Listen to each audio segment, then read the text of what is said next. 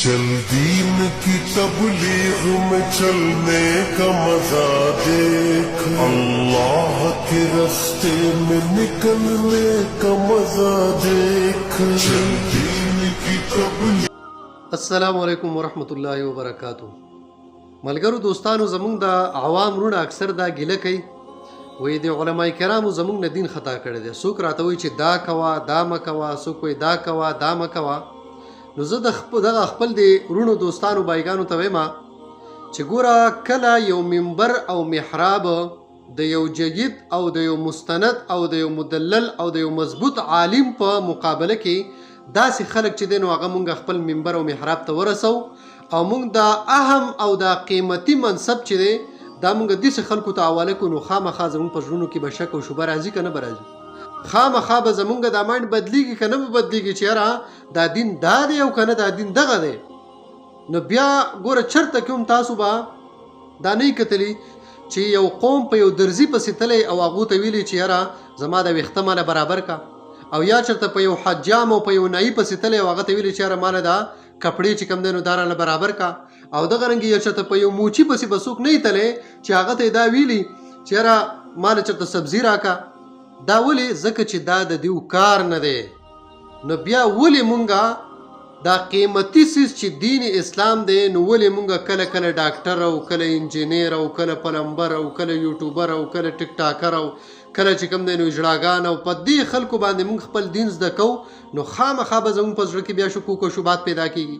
نو دغه ټیم کې مونږ سوچ نه کوو چې یاره زه دا دین اخلم د چانه. ابن سیرین رضی الله عنه فرمایي ان هذا العلم دین فانظروا عمن تاخذون دینکم.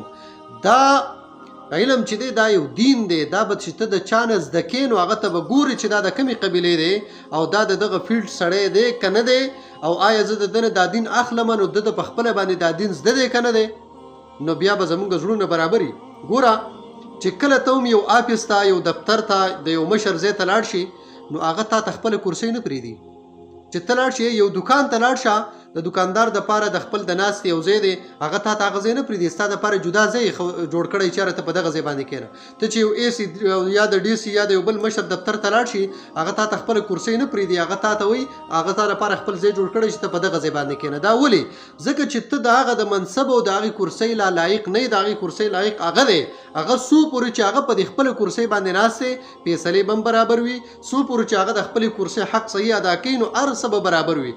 خو لیکن که هغه د خپله کرسۍ پرېښود او یا چا هغه د خپلې کرسۍ نه پاسو او بل کس یې راوستو په هغه ځای باندې کېنو نو بیا به خامخا هر څه خطا وي او دا هر څه به غلط وي. که هغه دوکانداري وي او که هغه حکومتي کاروبارونه وي او که هغه هر یو فریضه وي خو هغې کې به خلل راځي ځکه چې هغه دغه د چا چې دی نو هغه ته نه دی میلاو شوی.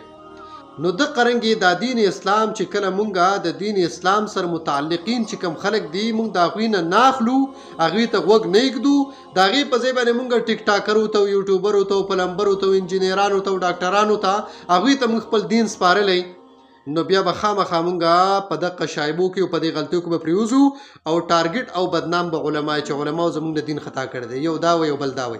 تاسو راځئ دا حدیث شریف زما سره واورئ. نبی کریم صلی الله دا ما سره بخاري شریف دی په لاس کې. ښه دی بخاری شریف کتاب العلم دی او په دې کې حدیث نمبر 59 دی. ابو هريره سے فرمایي چې داسې مجلس لګېدلی او صحابه کرام پس کې ناسو او په دې کې یو اعرابي راغی. نو اعرابي نبی کریم صلی الله علیه وسلم ته څه وایي متى الساعة یا رسول الله صلی الله علیه وسلم، ای د الله رسول قیامت به کله؟ نبی علیه الصلاة والسلام دا خبره داسې اګنور کړه او د صحابو سره چې کومې خبرې روانې وي هغه خبرې کولې. نو د بعضې صحابو دی بل ته وایي چې یاره نبي علیه السلام خبره واورېده خو بده یې وګڼله نو جواب یې ورنه کړ، او هغه بعضو صحابه وایي چې نه نبي علیه السلام دا خبره اورېدلې نه ده. نو چې کله نبی صاحب خپل هغه خبرې ختمې کړي نو بیا یې تپوس وکړو چې این السائل عن الساعة، هغه د قیامت په باره کې چې تپوس کړو هغه سوال کوونکی څه شو چې امانې وختي تپوس کړو چې یاره قیامت به کله؟ نو هغه عربي چې کم ناس هغه ورته وی انا یا رسول الله، اے د الله محبوب هغه زېما ما دنه تپوس کړو. نو نبی علیہ الصلوۃ والسلام ته څه فرمایل؟ فاذا ضيعت الامانه فانتظر الساعه، چې کله امانتونه ضایع شو کنه نو بیا د قیامت انتظار کوه. چې امانت ضایع شو نو هغه ته تپوس وکړه کیف اضاعتها، اې د الله محبوبه د امانت به څنګه ضایع کیږي چې بیا به قیامت راځي او د قیامت علامات به او د قیامت انتظار به بیا کوو. نو نبی علیہ الصلوۃ والسلام یو تاریخي جمله فرمایله. سو فرمایل اذا اسد الامر الى غیر اهله فانتظر الساعه.